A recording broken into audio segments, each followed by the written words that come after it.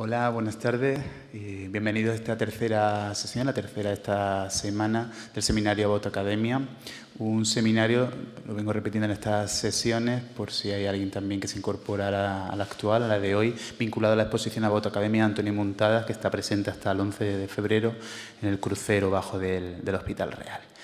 Bueno, después de las dos magníficas sesiones de esta misma semana, que continuaremos también hasta el día 9 de febrero con el cierre de este seminario, hoy cambiamos la dinámica, el modelo, hacia una conferencia que impartirá Yaiza Hernández Velázquez, que me gustaría presentar, pero antes sobre todo agradecerle su presencia, el esfuerzo que hace por venir desde Londres para participar con nosotros en este seminario.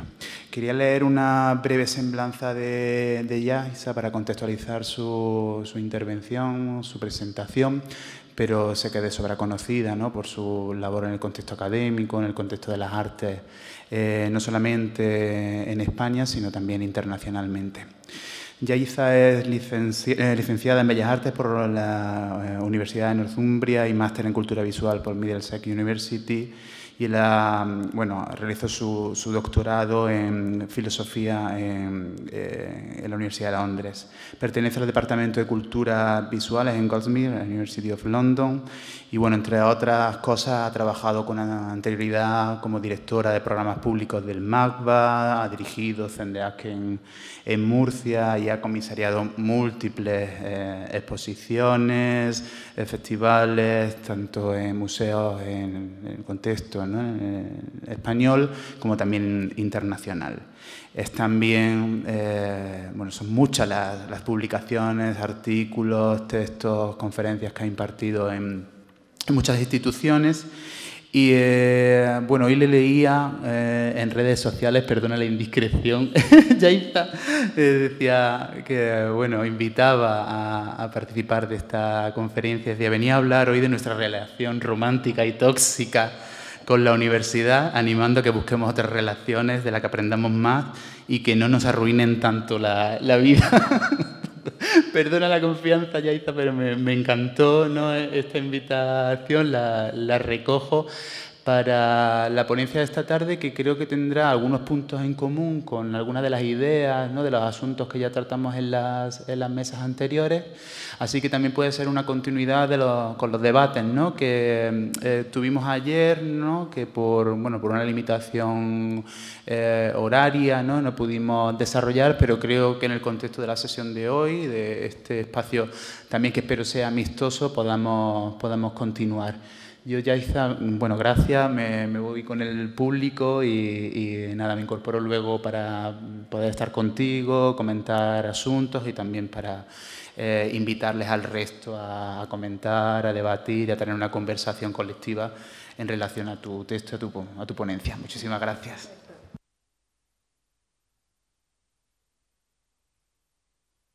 No, bien.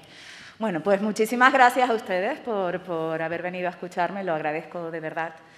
Les quería animar también a que me interrumpan sin ningún tipo de escrúpulos, que no solamente no me va a molestar, sino lo voy a agradecer. Creo que muchos de los que estamos aquí, como estudiantes, como docentes, como gente que ha pasado a lo mejor por la universidad o que incluso no ha pasado por ella con razón o con convencimiento, seguramente estamos aquí porque estamos atravesados por la universidad o las universidades como problema, o sea que me interesa no solamente contarles si quieren mi experiencia, pero también escuchar lo que les parece. Tengo una charla que es un poquito amplia porque trata de hacer una especie de historia larga de lo que podríamos llamar un ciclo destructivo en toda la infraestructura universitaria británica. Pero sí que tengo muy claro que siendo una única ponente hoy tenemos más tiempo después también para hablar y como les digo, también estaré encantada de que si hay algo de lo que tienen una cierta urgencia para intervenir, que intervengan. Entonces, empiezo enlazando, sí, justamente con las dos charlas de ayer. Sé que algunos de ustedes estaban, algunos no. Pero las dos charlas de ayer hablaban, por un lado, de las movilizaciones en la Universidad Española en el contexto del, digamos, el amplio 68, y por otro lado, de una continuidad, si se quiere, en las estructuras universitarias desde el franquismo a lo que Marx llamaba el posfranquismo, es decir, a un franquismo que no acaba de irse del todo. Y me pareció como perfecto porque en realidad también ahí estas dos cosas atraviesan un poco lo que yo quería contar. Militancia, activismo y, digamos,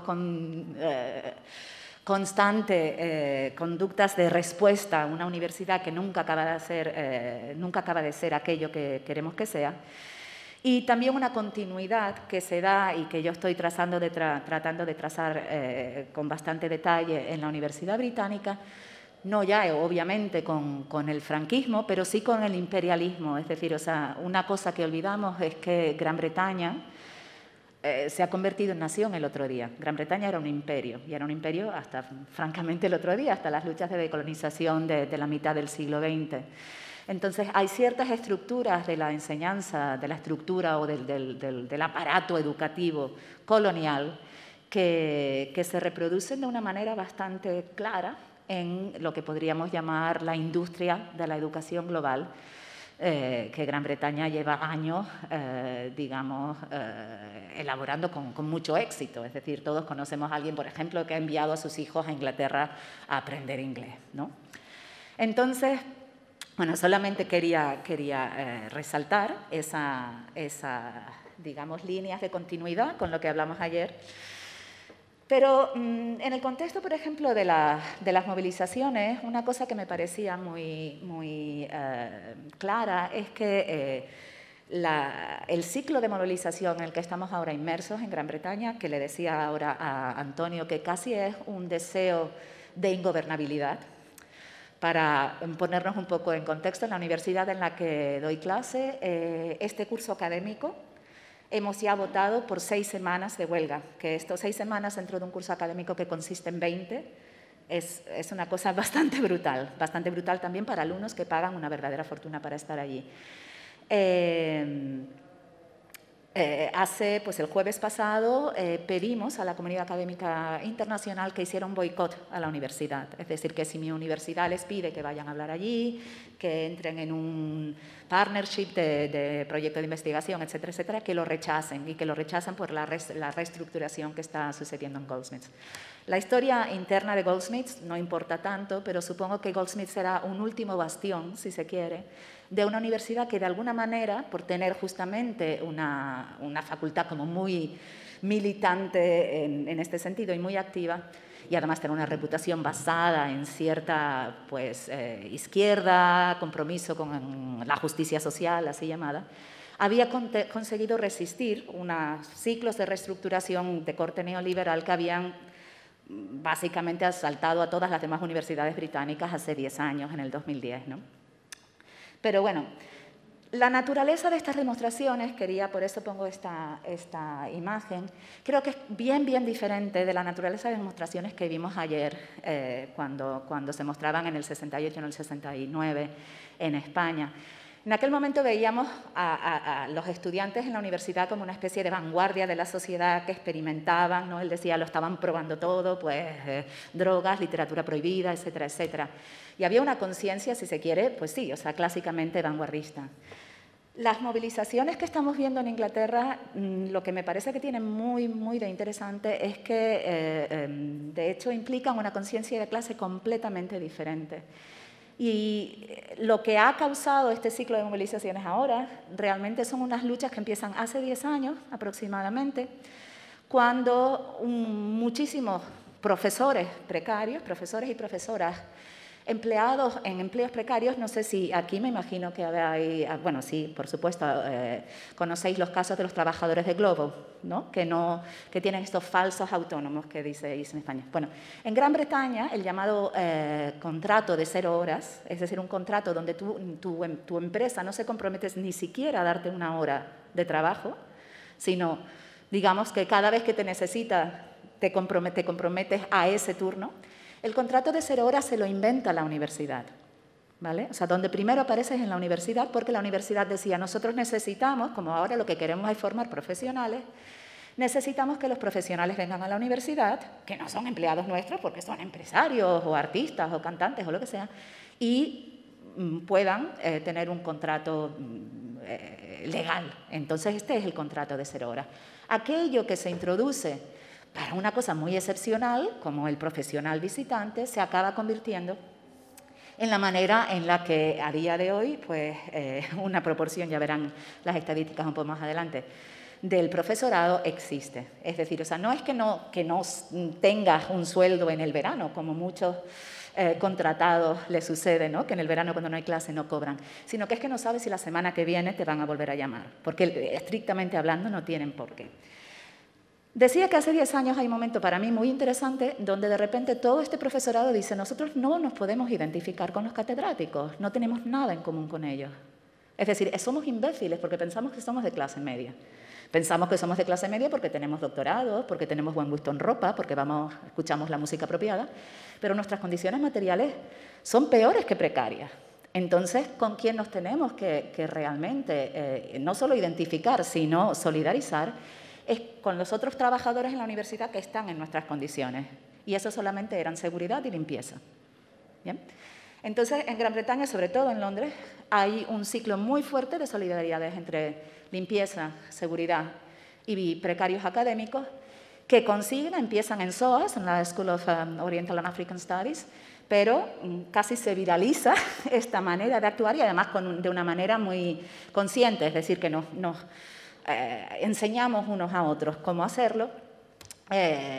Una campaña que es para, como ves ahí, end outsourcing, es decir, acabar con la externalización de servicios. ¿Vale? Si quieres que yo dé clase en tu facultad, contrátame de verdad. Si quieres que limpie tus baños, contrátame de verdad. No externalices. Es muy parecido a lo que las Kelly hacen en este país, ¿no? Bien, lo que están viendo ahí, por ejemplo, es una de las últimas manifestaciones que hicimos con UAL, mi antigua universidad, y ya, bueno, no, ustedes no saben a quién están mirando, pero aquí hay una mezcla para mí muy potente de profesorado, de personal de limpieza y de estudiantes, ¿no? Bueno, y de mi hijo, que es el que lleva la bandera ahí. ¿Qué efectos tiene en la universidad más allá de esta lucha, digamos, de los precarios unidos? Que como decían ayer Max, hace 10 años también fue la última, antes de esta de ahora, la última gran huelga del sindicato mayoritario del profesorado académico en Gran Bretaña. Y no, ni consideraron que los profesores contratados con este tipo de contratos pertenecieran a su cuerpo. Entonces, ni se podían afiliar, ni el sindicato tenía nada que hacer por ellos. De hecho, la reivindicación tenía que ver con las pensiones, que en cualquier caso sigue ahí, no es que nos hayamos... Pero para una persona contratada con un contrato a 0 horas, la pensión es básicamente una fantasía, ¿no? Lo que ha sucedido creo que en estos 3 años es que la capacidad de reconocerse como colectivo de estos profesores ha hecho que además demanden un sitio en el sindicato mayoritario y el sindicato claramente se ha radicalizado. Lo que ha sucedido en Goldsmiths en particular, que es mi universidad, es una radicalización pues mucho más allá de la que se ha visto en ninguna otra universidad. Ahí el grado, si queréis, bueno, capacidad de movilizarse, incluso de interrumpir el ciclo educativo sin mala conciencia. Estas son ya imágenes que bolas por la que ir muy rápidas, pero quería llegar a la última. Esto es la clásica línea, no se cruza esta línea porque estamos en huelga, una línea de piquete. Somos una universidad con una facultad de bellas artes importante, hacemos cosas más artísticas, etcétera, etcétera. Las celebrities que vienen a visitarnos, todo tipo de personas, Paul Gilroy, aquí tienes a Gary Young, Owen Jones, etcétera, etcétera, Michael Rosen. Hacemos teach out, es decir, cuando estamos en huelga, por lo general, trabajamos muchísimo más duro que cuando no estamos en huelga, porque hay un programa permanente de enseñanza donde no se respeta para nada la idea de departamento, es decir, todo el mundo enseña a todo el mundo, pero algo muy importante también aprendemos de los alumnos. Los alumnos también hacen teach outs, que ellos coordinan y donde nosotros aprendemos. Y esto la verdad es que ha generado, aunque somos menos los que atendemos los teach outs de los que van a clase todas las semanas, la relación alumno-profesorado en los teach-outs es muy fuerte y muy potente y realmente creo que tiene una intensidad que nunca jamás he vivido en el aula. Pero a donde quería llegar era a esta imagen, que esta es una especie de performance, lo que leen las letras es fac, que jodan, o tal, perdonen el francés, fac KPMG. KPMG es una de las mayores consultorías de negocios del mundo, algunos habrán escuchado hablar de ella. PricewaterhouseCoopers es otra, o sea, el tipo de... son auditores, o sea, son personas que normalmente trabajan con grandes corporaciones y entonces ven, o sea, por un lado auditan sus cuentas para decir que son, bueno, que están bien y que están saneadas. Y por lo general también hacen planes de negocios, ¿no? O sea, lo que le falta es un poco de estrategia internacional o lo que sea. Es interesante que sean KPMG porque ahora mismo de hecho han fallado contra ellos en el Tribunal Superior Británico por haber, de hecho, fraudulentamente permitido el colapso de una de las mayores empresas que asumían servicios públicos en Gran Bretaña, que tenía un agujero financiero inmenso y, sin embargo, sus auditores año tras año decían que todo iba bien. Y al colapsar, Carillion deja muchísimos servicios esenciales sin cubrir. Pues KPMG, estamos protestando ahí, y esto quizá explica todo de lo que voy a hablar ahora, porque llega un momento donde protestar frente a la universidad no tenía sentido, porque nuestra universidad en realidad ya no estaba dirigida por la propia universidad, sino por una serie de consorcios de bancos, NatWest y Lloyds, y KPMG como digamos, la gerencia en la sombra o la gerencia externalizada, ¿no?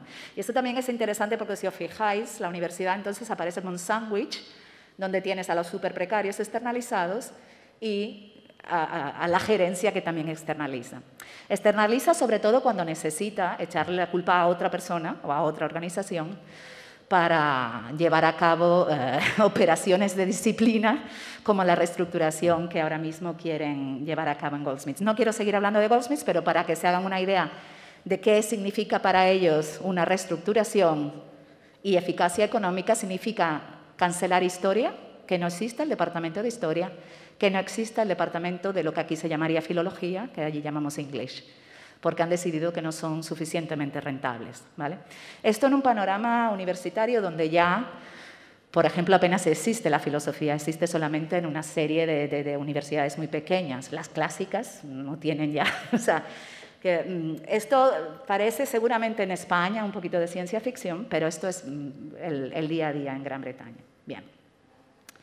Entonces quería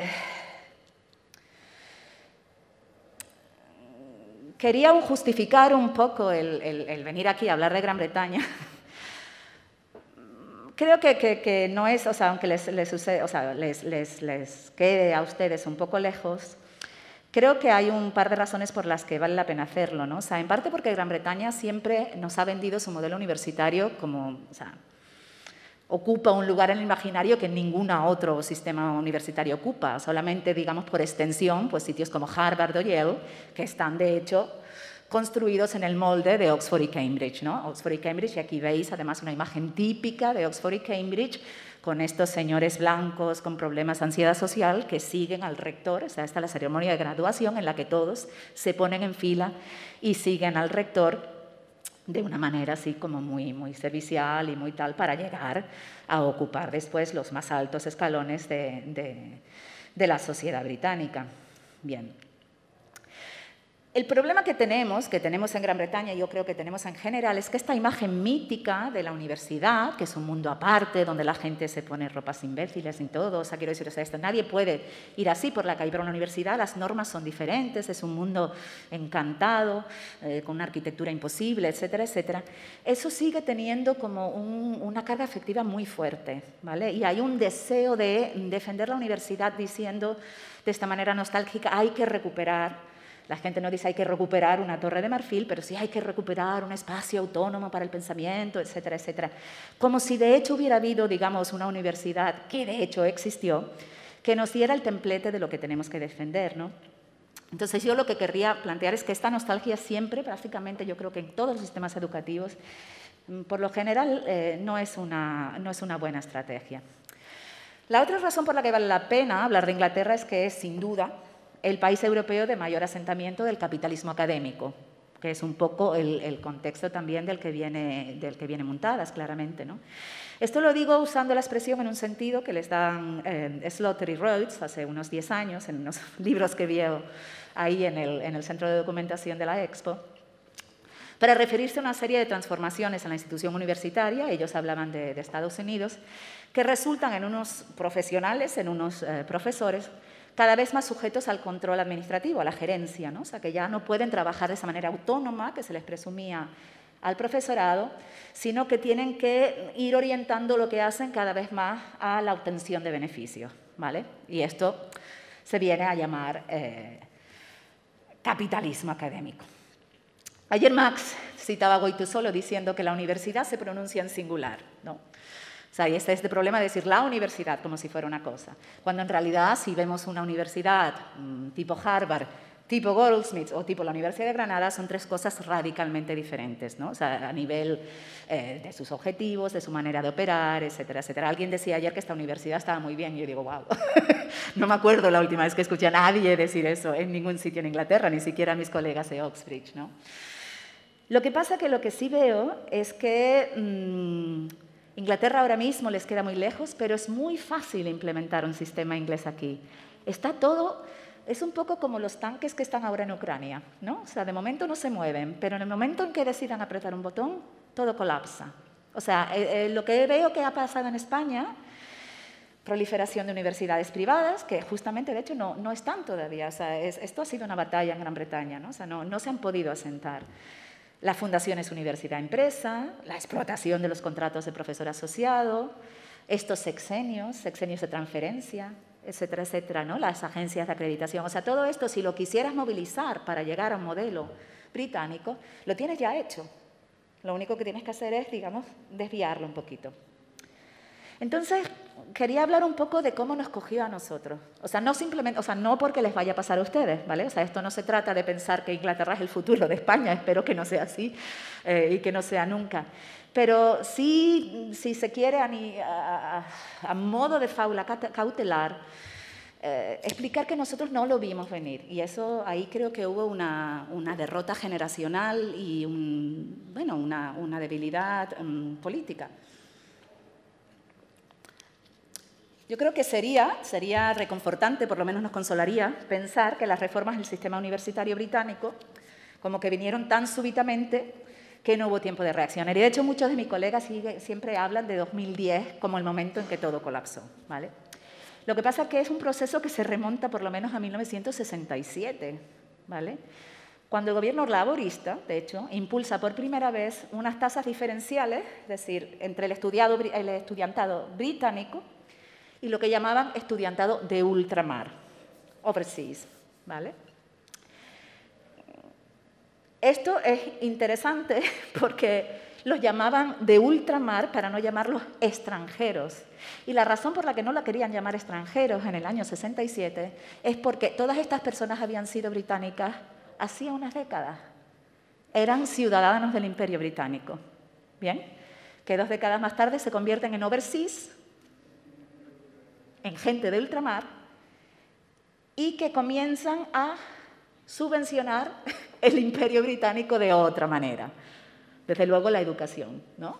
Entonces, bueno, si eres británico no pagas, pero si eres de ultramar tienes que pagar 250 libras esterlinas, a pesar de que ya fuimos allí donde estabas y te robamos todo lo que te podíamos haber robado durante todos estos años.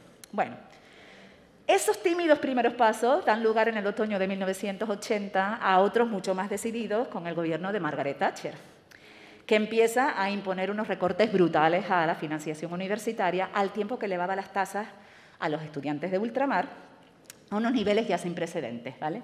Y tenemos que pensar que cada vez que se elevan las tasas a los estudiantes de ultramar, esto viene de la mano de retóricas más extensas que alertan a la población británica del peligro de la inmigración de la Commonwealth. Y esto es importante porque una cosa interesante es que cuando el Imperio Británico estaba en su apogeo, no se anticipaba que nadie fuera a venir a Inglaterra. Lo que hacían eran los ingleses iban para allá, ¿vale? Entonces, los 80 es la época álgida del pánico que por otro lado estamos viviendo ahora mismo en este país, unas cuantas décadas más tarde, respecto a que ahora quieren venir acá, ¿no? Bien, pues ahí se elevan las tasas a entre 2.000 y 5.000 libras anuales, que hoy por hoy sigue siendo una cantidad considerable, pero interesante que supuestamente reflejaban el coste real de la educación, ¿vale? Y esto es una de estas ficciones de contabilidad que todavía se utiliza esta terminología todo el tiempo. Lo que hace es, tú dices, ¿cuánto cuesta un estudiante en una universidad? ¿No? Y entonces, claro, un estudiante no es solamente que alguien dé clase, sino toda la infraestructura que se genera en torno a ese estudiante. En el cálculo del coste real para las tasas de extranjeros, todas las posibles externalizaciones de ese coste se juntan para elevar las tasas todo lo que sea posible. No me quiero meter en esto, pero es un trabajo que hemos hecho con otros compañeros de tratar de escudriñar la ficción de esas tasas. O sea, el coste real es, en Inglaterra ahora mismo las tasas de estudiantes extranjeros llegan a las 30.000 libras. El coste real es muy inferior a esto. Con lo cual ya ahí lo que vemos es los estudiantes extranjeros realmente están permitiendo los cortes de financiación a la universidad, ¿vale? Puedo recortar porque me va a venir del estudiante de la Commonwealth. Bien. Este gesto, que ya introducía un espacio mercantilizado dentro de lo que todavía se entendía como un servicio y un derecho público, sirvió para normalizar la idea de la educación superior como un producto susceptible de ser contabilizado, publicitado y vendido. Pero además se enmarcaba en una serie de medidas racistas, y además abiertamente racistas, orientadas a minimizar los derechos en suelo británico de los ciudadanos de las antiguas colonias. Y es importante recordar que el British Nationality Act, que aumentaba las restricciones al movimiento de personas que solo... bueno, esto no voy a hablar, ya hablaremos de esto. Que solo unas décadas antes habían sido súbditas británicas, se aprobó también en el año 81. Es decir, o sea, subimos estas tasas en el 80, en el 81 les quitamos derechos. Y esto era la culminación temporal a un largo ciclo de medidas de cortes orientadas a privar de privilegios a los ciudadanos de las colonias. No nos tenemos que meter mucho en esto, pero en el 48, British Nationality Act, ya no somos sujetos británicos, ya no somos miembros del imperio, pasamos a ser ciudadanos de la Commonwealth con algún tipo de apelación todavía a ser miembros de la nación. ¿Bien? El 62, Commonwealth Immigrants Act, impone controles migratorios a todos los ciudadanos de la Commonwealth. Esto es directamente el producto de que países como Australia dijeran que no estaban de acuerdo con que hubiera libertad de movimiento en la Commonwealth porque se le estaba aquello llenando de personas asiáticas y negras. Bien, o sea, no es que lo del racismo sea una interpretación mía, es que los debates parlamentarios hablan directamente del tono de la piel de las personas que pueden seguir transitando y cuáles no. Entonces, el acto del 62 es directamente decir Canadá, Australia y lo que nos parece bien sí, pero toda esta otra gente no. Esto creo que lo he puesto aquí porque me parece una cosa que cuando hablo de esto hay que entenderlo así, es decir, o sea, el problema británico respecto a la ciudadanía es el inverso al que la mayoría de las ciudades tienen, ¿no? O sea, normalmente tú dices, oye, tenemos inmigrantes, ¿cómo hacemos para convertirlos en ciudadanos? Gran Bretaña lo que hace, a partir de los 60, bueno, a partir del 48 en realidad, es empezar a descontar ciudadanos. Y no sé si en España se ha escuchado el escándalo del Windrush.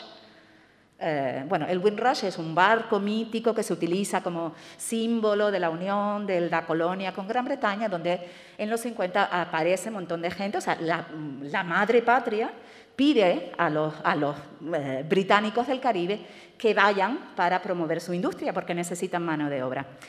Muchos caribeños acuden a esa llamada y se establecen en Gran Bretaña como sujetos británicos. Y bueno, en el gobierno de Theresa May se hace una persecución dentro de un contexto más amplio que se llama el hostile environment, el ambiente hostil a la inmigración, donde se empiezan a pedir papeles que eran imposibles de obtener para verificar que tú habías venido en el Windrush. Y si no los podías obtener, aunque hubieras llegado con 6 años y llevaras 40 años en Gran Bretaña, te volvían de vuelta a Jamaica. Esto se eleva al Tribunal Superior y efectivamente resulta ser todo completamente ilegal, pero en este medio del proceso miles de personas se han visto afectadas por una pérdida de ciudadanía de corte claramente racista y completamente escandaloso. Perdonen porque esto es no es necesariamente de lo que estamos hablando, pero si no han escuchado el Windrush es importante que se hable más de ello. Bien. Todo esto para decir que en este contexto, uno cuando habla ahora de la universidad y cómo defenderla en Gran Bretaña, se encuentra con que la mayoría de sus compañeros tienen una idea completamente idealizada de un momento muy concreto, que es justamente el momento de la decolonización. Decolonización en el sentido literal de la palabra, ¿no? en el momento de la liberalización de naciones que habían sido antiguamente colonias, que es cuando se publica en Gran Bretaña el llamado Informe Robbins. ¿Vale? El Informe Robbins, que lo encarga el gobierno de Macmillan, recomienda la expansión de las universidades y establece el principio Robbins, que es que la educación universitaria debería estar disponible a todos aquellos que estuvieran cualificados para acceder a ella por sus habilidades y sus logros. Es decir, que ya no fuera porque te lo puedes permitir o no, sino que cualquier persona que quisiera estudiar pudiera estudiar. Los 4 objetivos del Robbins Report: generar instrucción y habilidades, la promoción de los poderes generales de la mente para producir no solo meros especialistas, como quieren ahora, sino hombres y mujeres cultivados, mantener la investigación en equilibrio con la enseñanza, ya que ésta no debería separarse del avance de conocimiento y la búsqueda de la verdad, nada que ver con estos profesores pagados por hora, y transmitir una cultura común y unos estándares de ciudadanía comunes. Bien. Pongo esto porque esto tiene un papel muy particular en cómo nos movilizamos ahora en Inglaterra. O sea, la mayoría de mis compañeros piensan que por lo que estamos luchando es por una vuelta al Robbins Principle, porque esto suena muy bien y suena como que resuelve todos nuestros problemas. Quizá lo que me gustaría a mí enfatizar es que el Robbins Principle solo funciona, como hablaba también Max ayer, a base de exclusiones. Es decir, ese momento de darle becas y educación gratuita a todos los estudiantes, se subvenciona, como todo se ha subvencionado siempre en Inglaterra, gracias al imperio, pero además también funciona porque en aquel momento todavía existía un sistema que fue muy, muy popular hasta finales de los 60, que era el sistema del tripartito. Entonces, tú a los 11 años, en una escuela británica, tenías un examen, el 11+, esto todavía existe en algunos sitios, que además creen mucho en ello, donde a los 11 años te decían para qué valías. Entonces, o ibas al colegio técnico, o ibas a una grammar school que te daba acceso a la universidad, o ibas al general school que no te daba acceso, bueno, o sea, a cosas de menos prestigio. Con lo cual, desde los 11 años tu destino estaba marcado. Añado también que la escultura en el sistema primario británico todavía se hace streaming, lo que llaman streaming, es decir, que a tu hijo pues, le dicen tú estás en el grupo 1, 2, 3 o 4, o cuando quieren hacerlo así como más bonito, dices tú estás con las lombrices y tú con los pajaritos, ¿no? Pero básicamente tú vas a la universidad y tú a lo mejor trabajas en el McDonald's, ¿no? Bien, obviamente, quiero ir rápido, pero bueno, obviamente el 11+ era un sistema de exclusión de la clase trabajadora muy potente, con lo cual Robbins Report funcionaba, todo el mundo que tuviera capacidades podía ir a la universidad, recibía una beca y no pagaba nada, porque al final los únicos que iban eran aquellos que eran capaces de pasar el 11+, que eran los hijos de las clases medias crecientes y de las clases altas. Pero bien, lo cierto es que con Margaret Thatcher el principio Robbins se empieza a desmoronar. ¿Bien? Y cuando se empieza a desmoronar este principio Robbins, que aunque, digamos, adolecía de todos los males del imperio, sí que estaba todavía apegado a la retórica del ascensor social, esta idea se tiene que desplazar por otra, que es la que populariza Margaret Thatcher, de la economía del goteo, ¿no? O sea, el trickle-down economy, que sería un poco lo que define esa emergencia del neoliberalismo. Pero para suavizar este golpe, lo que era necesario era reforzar la idea de que todas las desigualdades existentes eran productos de una meritocracia de efectos consolidados, ¿no? Es decir, claro que tú no entras porque eres hijo de clase trabajadora, pero es que el otro es de clase media porque es que sucede que es mucho mejor persona que tú. Entonces, tampoco nos vamos a enfadar por eso. Y entonces ahí la retórica de la excelencia, de la que Bill Reddings habla muy bien, tienen también el libro ahí en la sección de documentación, entra entonces con toda su violencia. Entonces, para estar en la universidad lo importante es ser excelente. Y como Bill Reddings decía, lo bueno de la excelencia es que no significa nada y todo lo contrario. Quiero decir que excelente, pues mira qué bien.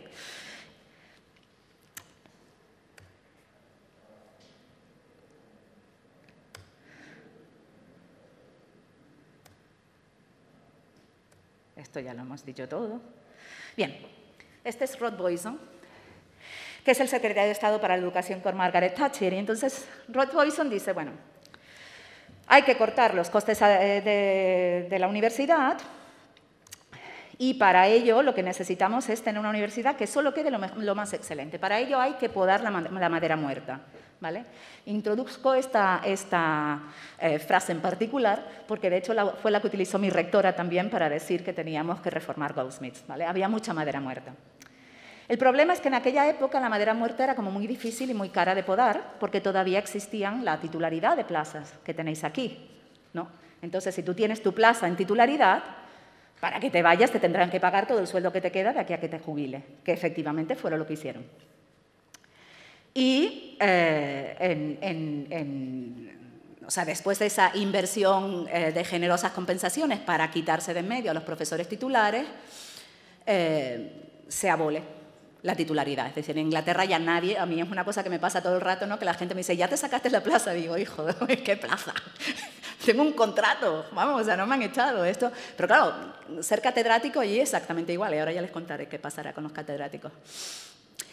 La manera más eficiente de cortar, o por lo menos de identificar esa manera muerta, se inventa en el año 86 con el equivalente de lo que son vuestras agencias de acreditación o lo que sea, que es el Research Assessment Exercise, ¿no? Las agencias de evaluación.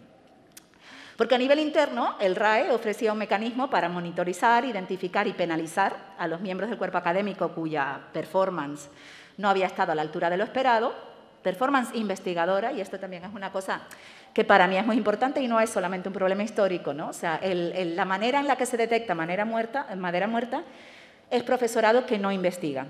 Pero claro, hay toda una serie de cosas que hacemos como profesores, como dar clase, que no tiene ningún valor en estos ejercicios evaluadores. Esto tiene además un sesgo de género brutal, porque de una manera, no sé si alguien aquí puede estar de acuerdo o no, pero hay investigación hecha, ¿no? Pero hay un sesgo por el cual los alumnos, por lo general, atienden a ti como mujer con sus problemas antes, o sea, te ven como más asequible, más maternal y no sé cuánto, no sé qué. Y por otro lado, las mujeres tienden a cargar con mucha más carga administrativa dentro de los departamentos. Pero todo esto no sirve para nada. Lo que sirve es encerrarte en un cuarto, cerrar la puerta, pasar de tus alumnos y publicar grandes cosas. En fin, lo digo porque me parece que es algo francamente alucinante que hayamos permitido que esto somos profesores, o sea, fundamentalmente servimos para dar clase. Bien. Lo que sí hace esta simple medida de decir cuáles son las universidades excelentes es acelerar y aumentar las brechas cualitativas entre diferentes instituciones en lugar de eliminarlas, porque esta es otra cosa muy loca de la evaluación Gran Bretaña, ¿no? Que es cuanto más produzcas a nivel de investigación, más dinero te damos para que investigues, y cuanto menos, menos. Bueno, sería al revés, ¿no? O sea, si no estás investigando, igual necesitas que alguien te apoye, no. Pero claro, lo que hace, efectivamente, es generar esta idea de ranking, de la que ya no nos libramos. Entonces, ya no hay colaboración, ya no hay solidaridad, ya lo que estamos es compitiendo para estar en el ranking. Esto además sirve en aquella época para, básicamente, eliminar o consolidar a las que estaban en los peores lugares del ranking. O sea, esto es un momento de contracción del sector y entonces es como, bueno, como tú estás ahí abajo, o te juntas con aquella otra y te montas un macro holding, o desapareces. Y desaparecieron muchas. Este es el Peter Swinnerton-Dyer, que es un matemático brillante, de los que cierran la puerta y no hablan con sus estudiantes, que en el año 2013, vamos a decir porque es muy alucinante, en el año 2013, es decir, no en los 60, dice, el instinto de una mujer es limpiar a fondo y este país necesitaba una limpieza, sobre todo el sector universitario. Y es una cita que da en el bueno, cuando muere Margaret Thatcher. Este señor fue el señor que diseñó, el arquitecto del research de las agencias evaluadoras en Gran Bretaña. Bien. Entonces, solo 2 años más tarde, en el 88, ya se suprime para siempre, ya no quedan, y se suprime por ley, la titularidad. Y esto ahora, entonces, sí facilita ya reestructurar a saco. Pero además también, digamos, bueno, digamos, ¿no? O sea, centralmente, el problema con esto es que acaba con la libertad de cátedra, ¿vale? O sea, ya no hay ninguna salvaguarda entre la interferencia política o incluso la interferencia gestora y tu libertad para dar clases sobre lo que te dé la gana, ¿no? O sea, que aquí ya cualquier idea de universidad humboldtiana y tal, pues nos olvidamos de esto, pero estamos hablando, como les digo, en el año 88.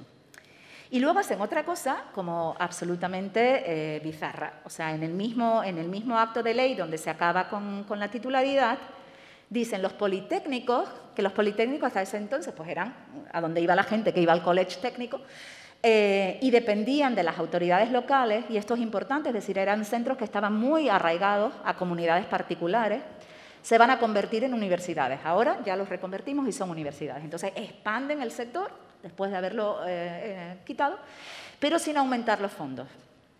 Entonces, claro, esto lo que genera es una lógica de competición todavía más demente, pero con una cosa añadida que creo que es relevante aquí, por ejemplo, en el sentido de las universidades privadas y lo que Castells ha estado diciendo hace poco. Los politécnicos no investigan. Entonces, con menos dinero pueden sobrevivir. Entonces, al final, los politécnicos acaban siendo como medidas disciplinantes para el resto de las universidades que dicen, oye, si ellos viven con tanto, tú también tendrás que adaptarte a eso.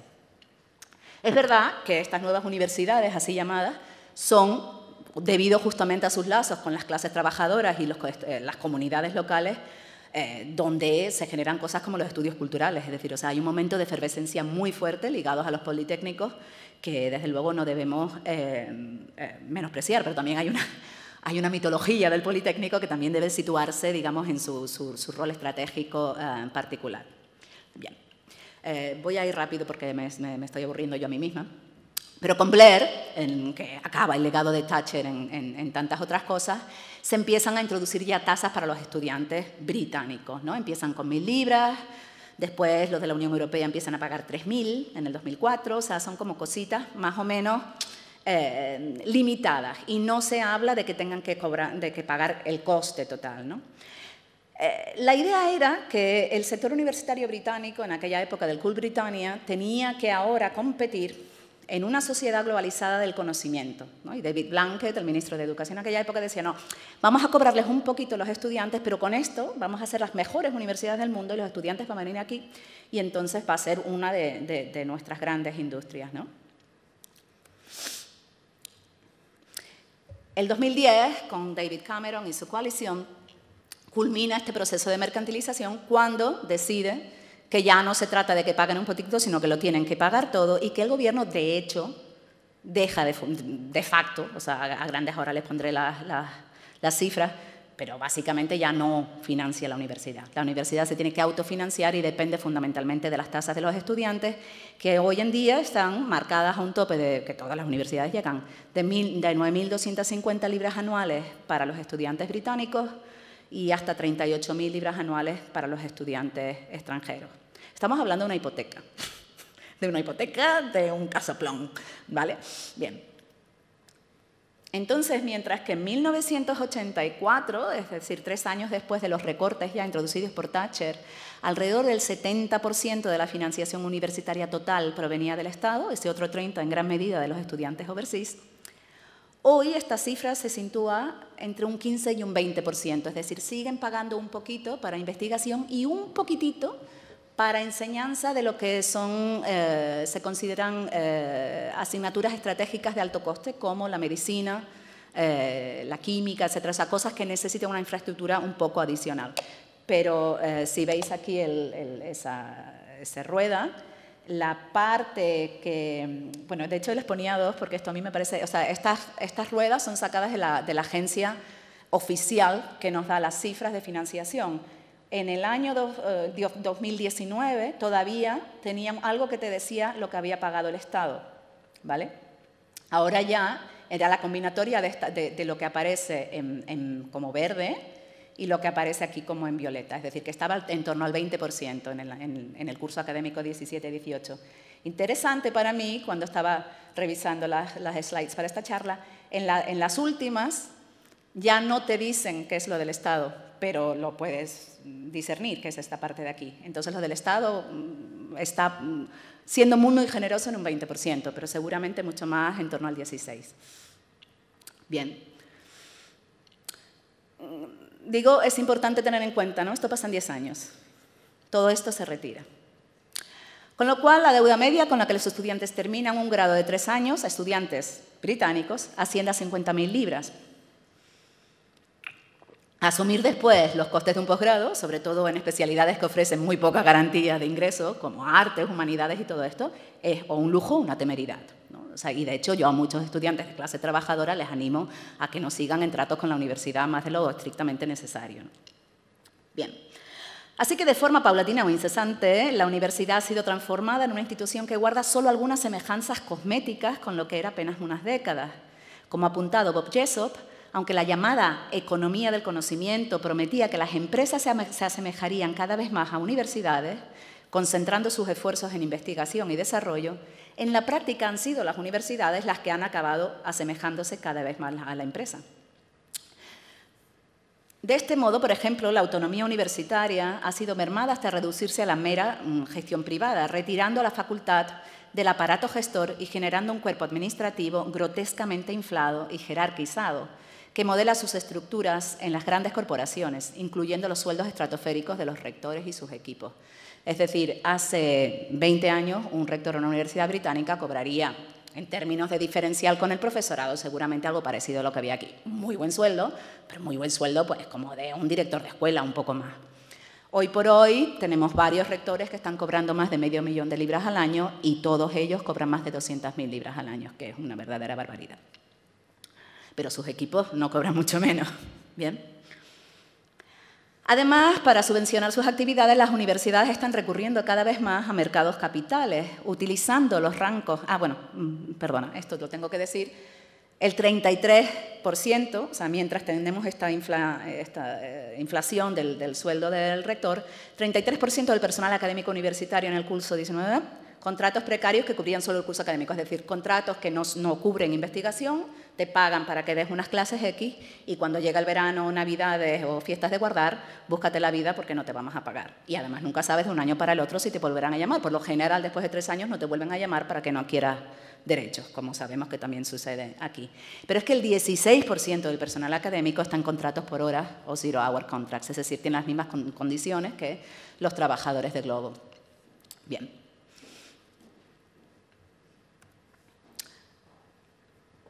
Volviendo, y ahora ya estoy a punto de terminar,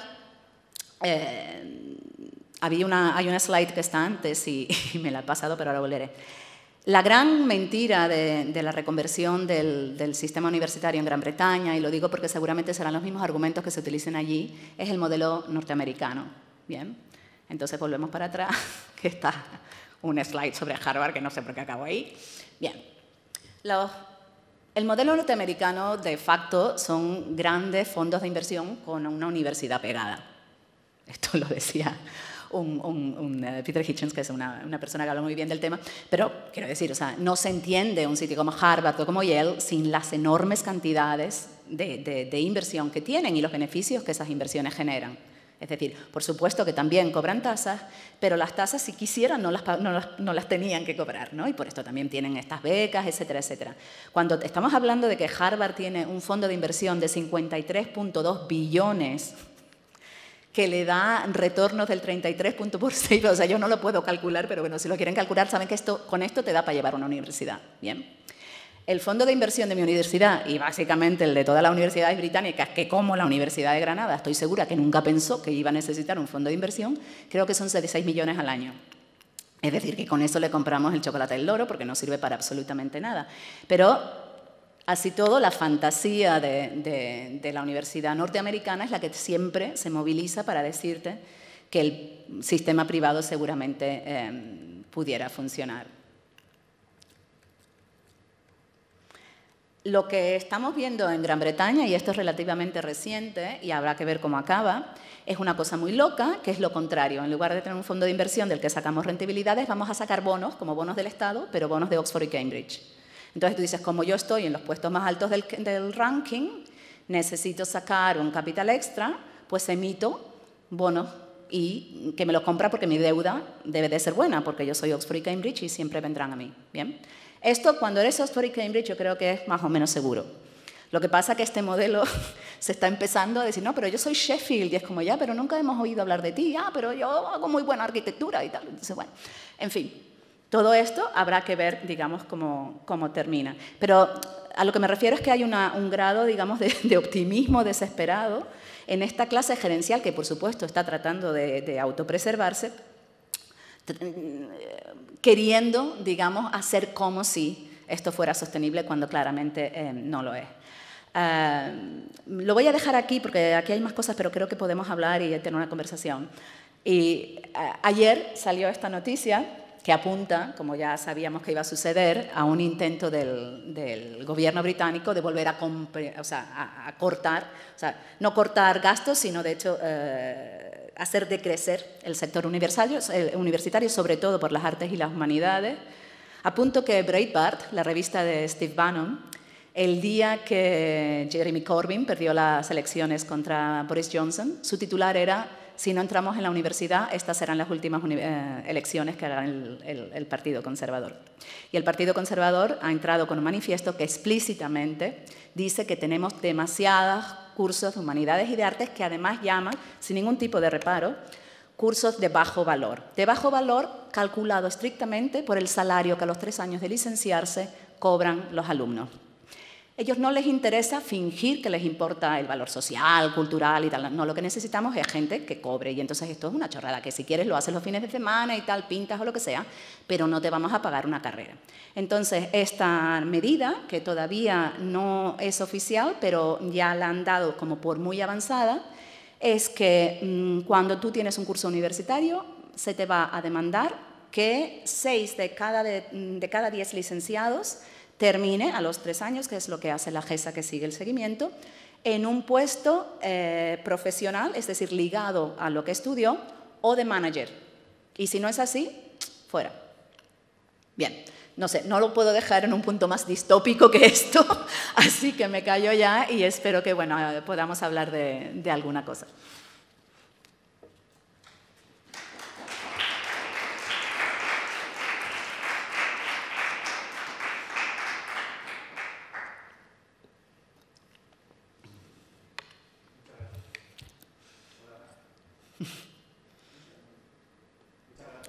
A ti.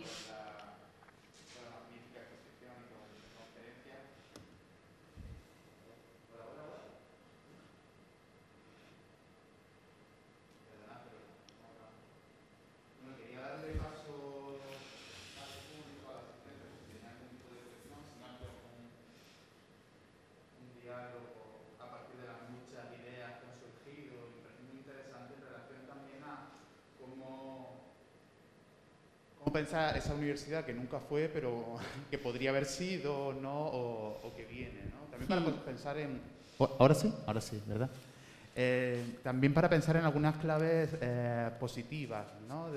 O en alguna resistencia que se pueden estar dando en el sistema universitario, ¿no? Hacia estos modelos o espejos en el que no nos queda otra, porque la universidad ya es un fenómeno, bueno, es una estructura global, nos reconocemos y nos miramos. No sé si alguna persona tiene alguna intervención, quiere comentar algo de los que estáis en el público. A mí una cuestión que sí que me interesa mucho y casi que recojo la última parte, que es la cuestión ideológica, que se ve claramente, ¿no? en este tipo de noticias o en el dato, ¿no? que decías hacia la mitad de tu intervención, de la supresión de las humanidades, de la historia, ¿no? O por ejemplo la filología, ¿no?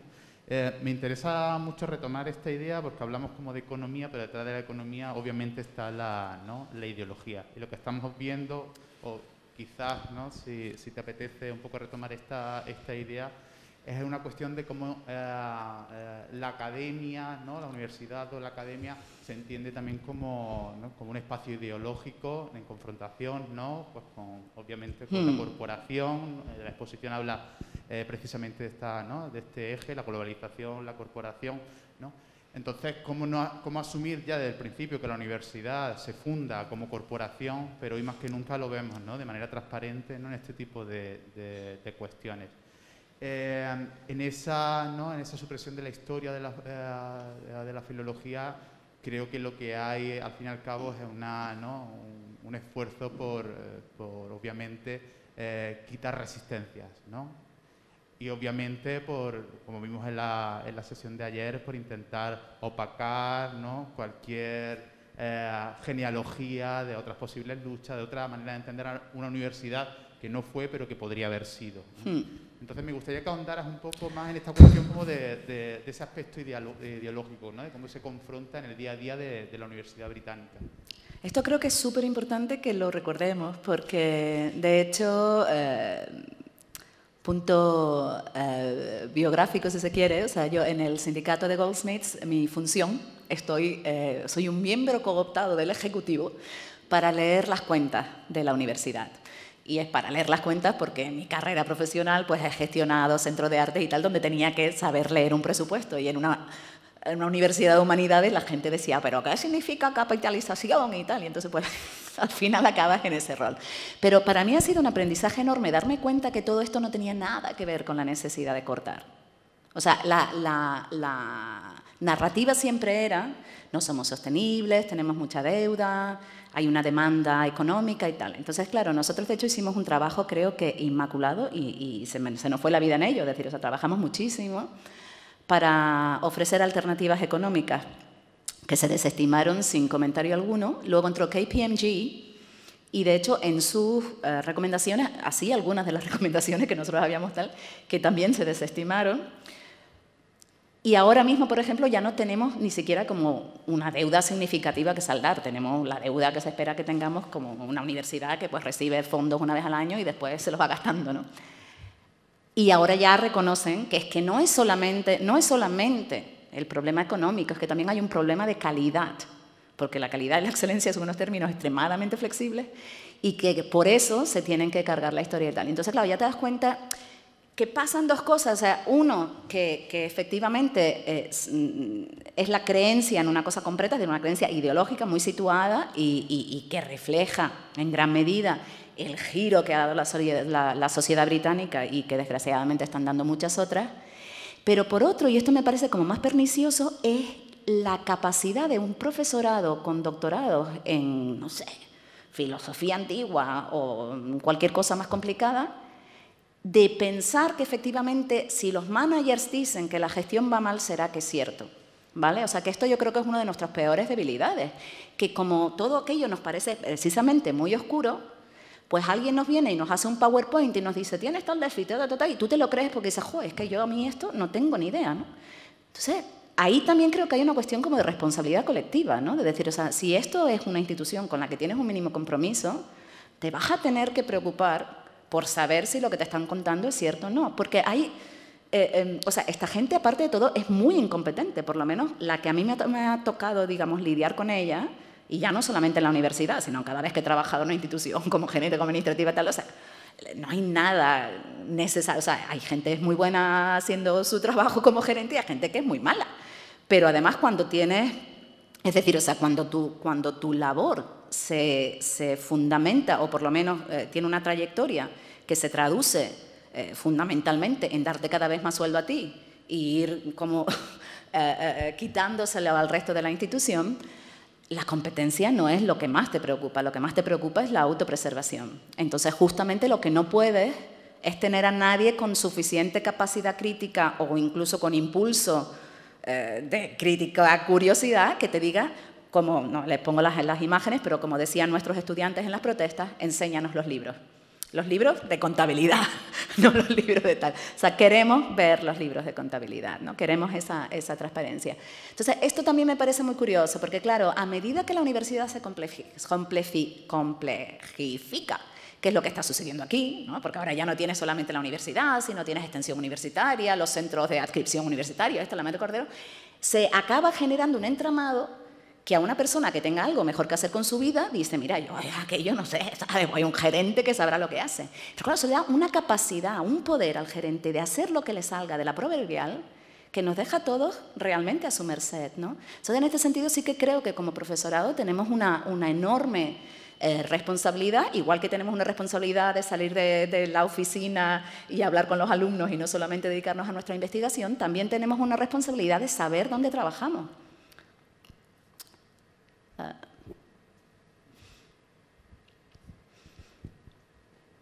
Para mí otra cuestión de mucho interés que tiene que ver con las élites y con las exclusiones y que, bueno, que está también en el origen de cierta idea de universidad, de la extensión incluso, ¿no? De universidad popular, lo vimos ayer, ¿no? De ese incremento de la población universitaria, de estudiantes. Y lo pongo en relación con el aumento de tasas. Parece que aquí en España, de hecho, las últimas noticias es que hay un decrecimiento en las tasas en estudios de grado, por lo menos una orden, pero estamos, según el cálculo que tú decías, en 150.000 libras, ¿no? 30.000 libras de estudiantes extranjeros, ¿no? Ahí, obviamente, estamos hablando de personas con alto poder adquisitivo o personas que, obviamente, se van a endeudar de por vida, ¿no? Entonces, ¿para quién es la universidad? ¿Quién va a formar la academia del futuro? Estamos volviendo, ¿no? a un momento anterior donde solamente una élite podían cursar estudios universitarios. Bueno, de hecho, esto es una cosa que se ve sobre todo en las artes y humanidades, y es que o sea, no puedes ya asumir quiénes son tus estudiantes. La mayoría, no en Goldsmiths, pero porque Goldsmiths tiene una marca particular, en UAL, en Central St. Martins, la mayoría de mis estudiantes eran profundamente de derecha, pero porque venían de grandes fortunas globales. Y vamos, de hecho, me acuerdo que una vez que estaba dando clases yo, perdóneme señor, de Teodoro Adorno, y me dijeron, pero ¿por qué siempre nos tienes que enseñar marxismo? Y dije, otra. Cosa que me parece... Y esto es curioso, ¿no? Porque hay una figura mítica también del estudiante revolucionario y tal, o sea, que en muchas de estas universidades nada que ver. Esto es una cosa. Otra cosa es el efecto que esto tiene, que de nuevo replica de manera muy directa lo que sucedía en el Imperio, en los sitios de donde estos estudiantes vienen. Es decir, o sea, cuando tú dices para llegar a un trabajo de una cierta tal en India, en China también, pero sobre todo en lo que era antiguamente la Commonwealth, tienes que tener una licenciatura británica, lo que significa es que la Universidad Británica está simplemente replicando y reforzando élites transnacionales, de una manera muy clara y muy directa, ¿no? O sea, son los que se pueden pagar las 38.000 libras, las que luego vuelven y dicen, hombre, tú tienes una universidad, tú tienes un diploma de Delhi, pero es que el mío es de Londres, entonces claramente gano yo. Esto, curiosamente, luego, internamente en la universidad se vive de una manera muy bizarra. Porque cuando la universidad quiere decir que ellos son una comunidad diversa y que le dan la bienvenida a todo el mundo, ahí de repente lo que dicen es que fíjate, porque tenemos todo tipo de razas, porque viene gente de todo el mundo. Entonces, por ejemplo, yo me acuerdo en UAL, donde llevaba un proyecto sobre decolonización, que claro, decía, no, oye, vamos a tener que ser muchísimo más específicos aquí. O sea, a mí me interesa ver que tengamos estudiantes negros del barrio. Es decir, o sea, me interesa saber que tengo estudiantes negros de clase trabajadora, no que tengo estudiantes de Dubái que son multimillonarios y que tú los contabilizas en tus tasas de diversidad, ¿no? O sea, tiene todo tipo esa globalización, o sea, esa apelación global a la élite tiene después todo tipo de ramificaciones bastante perversas, ¿no? De hecho, nos sorprendía en el grupo de estudios que estamos haciendo para intentar contextualizar a Botacademia 2 de Montadas en Granada. Cuando leíamos el tema de la economía en el libro de entrevistas, los estudiantes no lo problematizaban, ¿no? O sea, la cuestión de las tasas, ¿no? De manera general no era que para nosotros era casi la madre del cordero, vamos a ir porque ese va a ser el tema estrella. Cuando lo leíamos nos decepcionábamos porque no era un problema para ellos. Claro, te das cuenta que esas entrevistas están hechas en qué centros, ¿no? Claro. Ivy, MIT, etcétera, etcétera. Y que detrás de ellos son estudiantes, obviamente, que o son becados, ¿no? Tienen grandes becas y pueden acceder, ¿no? sin coste ¿no? Para la economía doméstica, para ellos mismos de esas tasas, o bien son grandes fortunas, obviamente. Efectivamente. Entonces, sí que había en ese retrato, casi en una sociología muy inmediata, ¿no? de quién forma parte de esa comunidad, te estás dando cuenta que en realidad esas grandes universidades se dirigen, ¿no? Y replican una estructura hiperclasista, o sea, que por encima, no sé si por encima o por debajo de la raza, está la cuestión de la clase, ¿no? Pero se veía de manera como muy inmediata en esas, ¿no? en esas entrevistas. Pero además encima con el añadido perverso de reforzar la idea de meritocracia. Es decir, o sea, yo por esto, cuando la gente me intenta defender el modelo norteamericano, o sea, yo estoy muy... Mi madre nació en La Gomera y a los 6 años la llevaron a Tenerife las monjas a estudiar, con la condición de que sacara todo sobresaliente, ¿bien? Y a los 13 años tenía úlcera de estómago de los nervios que cogía para no bajar del sobresaliente. Y entonces ella me dijo una vez una cosa que me pareció absoluto dogma. Si los ricos pueden ser imbéciles y estudiar, yo también quiero. ¿Vale? Entonces, claro, el problema para mí del sistema norteamericano es cómo puedes llegar a la beca, que por otro lado no son todos los estudiantes, ni mucho menos, pero claro, siendo lo mejor de lo mejor de lo mejor de lo mejor. Esto, como sabemos históricamente, han sido siempre gente, no el que la madre trabaja 3 turnos y no tiene jamás tiempo de practicar la lectura con ellos, sino una clase media que a lo mejor no le da para Harvard, pero le da para el profesor privado, para pasar tiempo con el niño, etcétera, etcétera. Pero el problema es que luego, si entras en Harvard y entras con una beca, entonces ya se cementa la idea de que el privilegio es un mérito personal. Y que si no entraste, que a lo mejor no entraste por medio punto, además, ¿no? Pero si no entraste, es que, hijo, te mereces lo que te toque, ¿no? O sea, hay una crueldad muy fuerte, ¿no? en ese sistema de becas, como, no sé, como el chocolate de Charlie and the Chocolate Factory, ¿no? O sea, el golden ticket a una vida que no sea una vida precaria, basado en una total falta de paridad en las condiciones de partida, ¿no? Pero sí. Tengo otra, pero de abusar.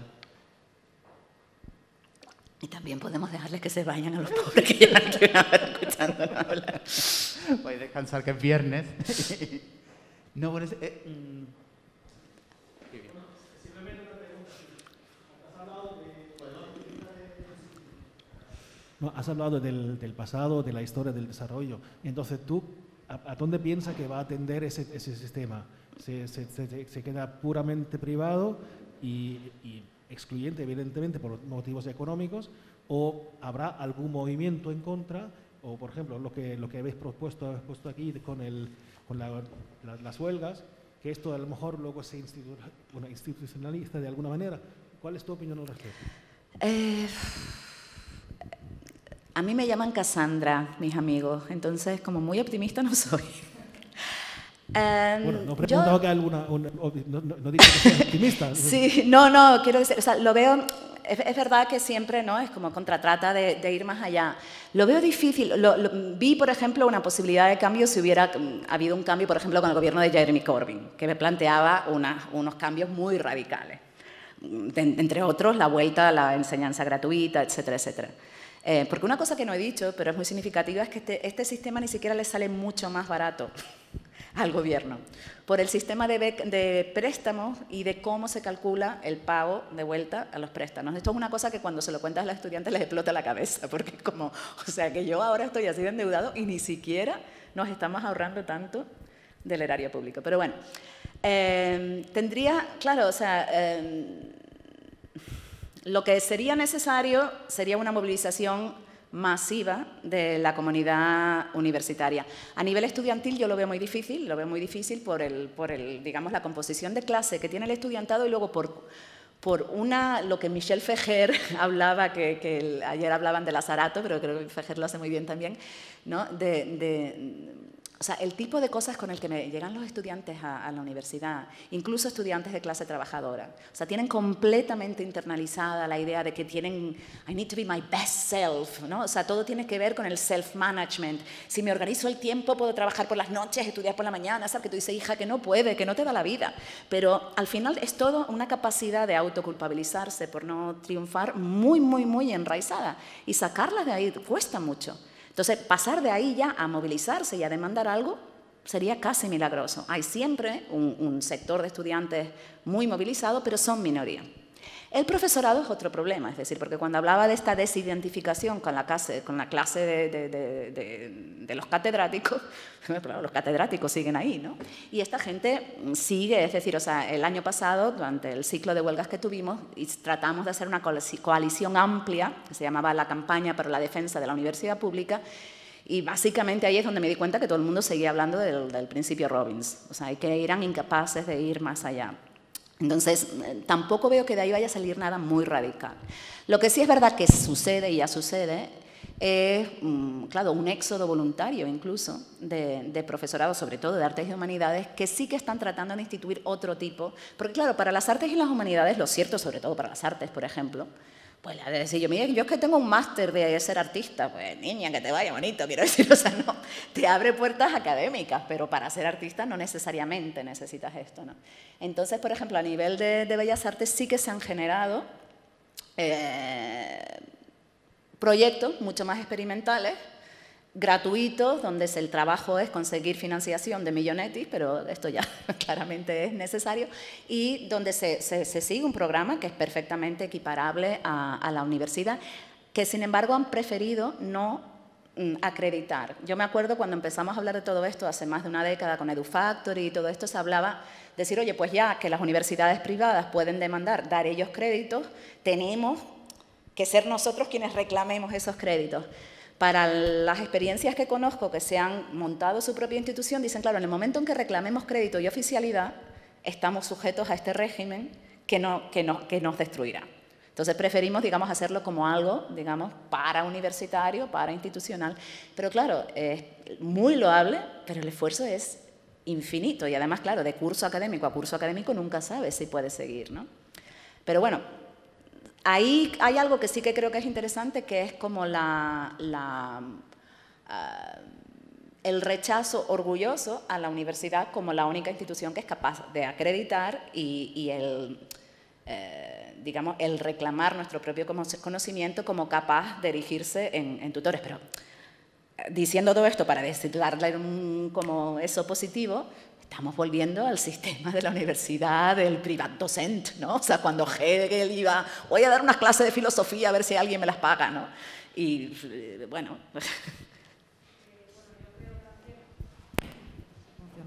Bueno, que yo pienso también que Inglaterra puede hacer eso porque tiene todo el prestigio que tú decías antes de Harvard, de Oxford, de las grandes universidades, el mito y tal, ¿no? Porque, claro, yo digo, a ver... Yo tengo amigas inglesas que están empufadas con loans hasta aquí, que lo ven normal. Pero vamos a ver, ¿pero por qué no te has ido a otra universidad en Noruega? ¿Sabes? Que incluso es gratis, no sé, en Finlandia, o que son buenísimas. ¿Por qué pagas esto? Porque yo creo que todavía tienen como ese, internamente, como eso del British, ¿no? Sí, el British Empire y no sé qué, y ahí como, bueno, que igual por ahí tiro un poco por el tema, que ellas no son pro-Brexit, por ejemplo, pero bueno, ahí está un poco también el tema este. Entonces digo, pero porque claro, mientras que esa gente de mi edad y más joven siga pagando tanto dinero al año es que eso va a seguir así, va a ir a más, porque realmente no está viendo, deber un éxodo de estudiantes, ¿sabes? Sí, no, es inaudito. A mí un caso que estoy ahora mirando, que me parece brutal, es Australia, ¿no? Australia es uno de los mayores mercados educativos del mundo, porque además geográficamente resulta relativamente conveniente, ¿no? Pues si estás en Asia y quieres una educación de prestigio de corte británico, bueno, pues te queda más cerca ir a Australia que irte a Gran Bretaña. Pero claro, con el COVID cierran la frontera a cal y canto, y ni para ti ni para mí. Lo que más me ha alucinado de ese momento, que por un lado, o sea, es un poco como lo que pasa con la industria turística, ¿no? O sea, que de repente tú dices todo esto, que te lo venden como una cosa que te resuelve el futuro, resulta que es hiper frágil. Y depende de unas cosas, como de un hiperobjeto que eres incapaz de controlar. Pero para mí una de las cosas más sorprendentes es que en ese momento de colapso financiero, porque no hay estudiantes, no se puede matricular, la fidelidad de los estudiantes.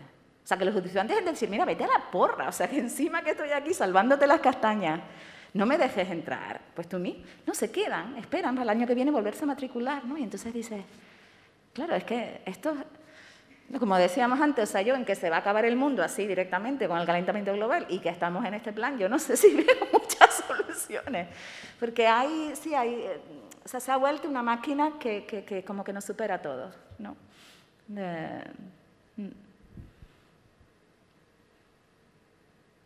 En esa nota.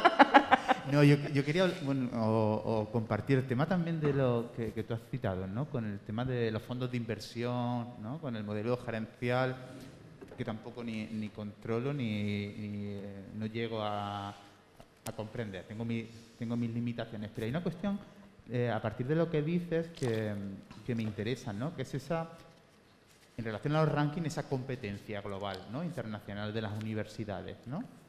Y aquí las declino en plural, porque es que no es lo mismo una universidad británica que una universidad como la de Granada, ¿no? Claro. Pero sin embargo, como intentamos competir en la misma liga con distintas reglas, como si alguien, ¿no?, jugara en la liga de fútbol, pero alguien coge el balón con las manos o algo Claro. así, ¿no? Entonces, es todo como muy extraño, porque queremos llegar a ser como ellos, pero diferenciarnos, ¿no? Queremos estar como en la misma, competir por ascender en las mismas posiciones, pero como que nos queman los dedos también para jugar directamente con fondos de inversión, con no sé qué, o llegaremos a eso, ¿no? A ver, o sea, a mí me parece como meridiano que Granada es infinitamente superior ahora mismo a cualquier universidad británica. O sea, quiero decir, o sea, como infraestructura, como manera, o sea, quiero decir, trabajar aquí debe de ser infinitamente más placentero, etcétera, etcétera. El problema efectivamente de hecho, en los últimos años no paro de recibir de colegas de España un email que me dice que si puedo acreditar, porque se ve que alguien les ha empezado a vender la idea de que tienen que estar en los rankings estos, y entonces te llegan un email que te manda fulanita para que digas que su departamento es la leche y tal. Digo, claro, es ridículo porque la manera en la que nunca, o sea, es voluntariamente acceder a jugar un partido con alguien que efectivamente, como tú dices, coge la pelota con las manos. Los rankings están hechos a la medida, o rather, las universidades se están haciendo a la medida de los rankings. Es decir, o sea, y esto son otras ficciones burocráticas absolutamente ridículas, que además, es decir, si tú efectivamente no tienes escrúpulos, es muy fácil subir puntos en el rankings. Nosotros, como somos así tan dados a los rankings, mi universidad utiliza como 10 rankings diferentes para decirnos que somos un desastre. Y o sea, en cada uno aparece en un lugar diferente. Y, por ejemplo, pues sabemos que hace nada el Guardian, que es un periódico como el Times Higher Supplement, que también saca un ranking, el Guardian saca otro, y hace, pues, no sé, 2 años o así, ya hubo un escándalo, porque no sé si era con Reading o con no me acuerdo, o con Kingston, puede ser, o con una universidad que claramente había entrado en cahoots con el Guardian para subir, pues, como 15, tal, quiero decir, o sea, no significan nada estos rankings. Y sí que ahí que creo que desde de aquí sería bueno decir, o sea, esta es la liga de los cutres, ¿sabes? O sea, nosotros, porque es que además, claro, para ustedes la necesidad de ese alumnado extranjero es relativamente residual. Yo sé que en Granada se hace, pues, los cursos de español, estos maravillosos que vienen todos los yanquis todos los años y tal, pero lo ideal es que no dependan de eso, ¿no? O sea, que esto sea algo, pues, no sé, para comprar las papas fritas después de las conferencias, pero no... y ahí también supongo que sí que se podría ejercer una cierta resistencia a entrar en esa lógica, porque en el momento en que tengas un rector que piense que eso indica lo bueno o malo que eres, empieza a movilizar todo lo que hagas para que se ajuste a lo que te piden, ¿no? Y entonces ahí empiezas a hacer cosas ridículas todo el rato, que es lo que hago yo en mis horas laborales.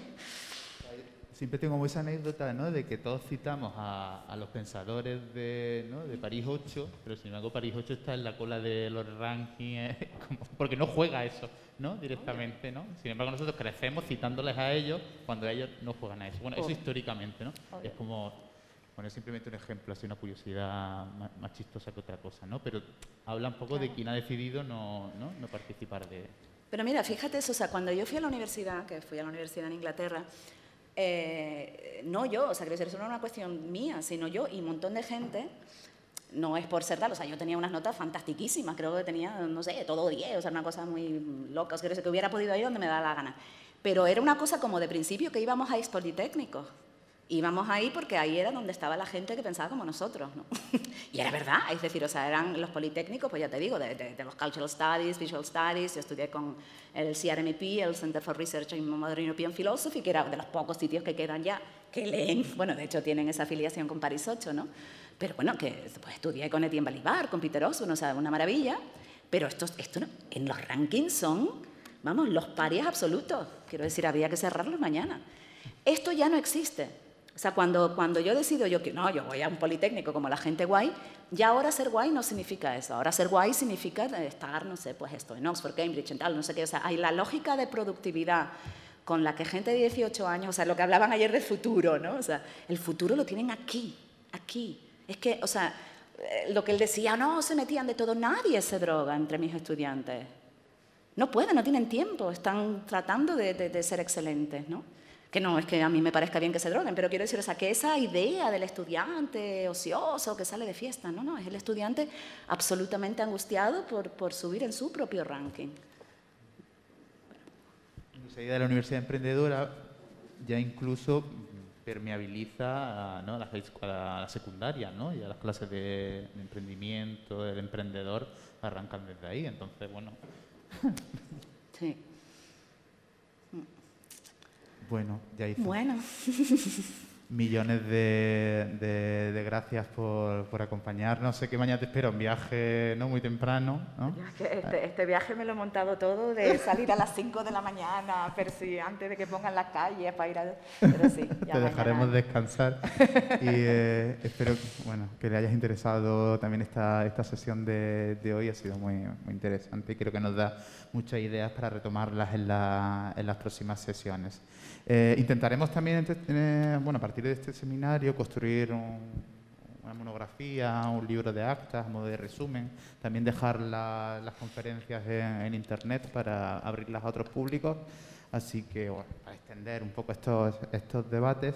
Así que también es un esfuerzo que continuará y, te agradecemos infinitamente. Y nada, ya ustedes disfruta también por de Granada. escucharme. Muchas gracias y buen viernes, buen fin de semana.